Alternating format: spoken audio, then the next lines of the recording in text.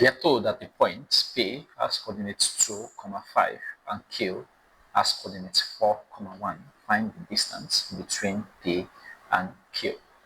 And the first thing that we want to do is to write our distance formula. Remember we talked about this when we were looking at the concept of position, displacement, and distance.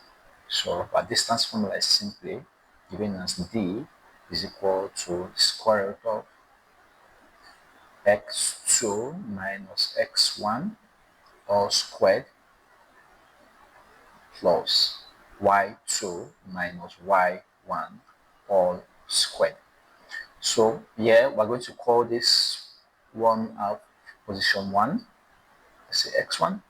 We're going to call this our position 2, x2. Remember we talked about other pairs, how we use other pairs to represent position. So if this is x1, it means this first one will be my x subscript 1, while the second number will be my y subscript 1, and this one will be my x subscript 2, while the other one will be my y subscript 2.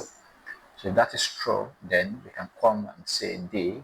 So we're going to substitute the terms inside of the square root. So we have square root. So what's my x2? My x2 is simply 4 minus what's my x1? That's 2. So everything squared plus what's my y2? My y2 is 1 minus what's my y1? 5. So again, everything squared. 4 minus 2 gives us 2. So that's 2 squared plus 1 minus 5. That's minus 4 squared. So 2 squared will simply be equal to 4 plus the minus 4 squared. That's 16. So final answer will give us 20. Thank you.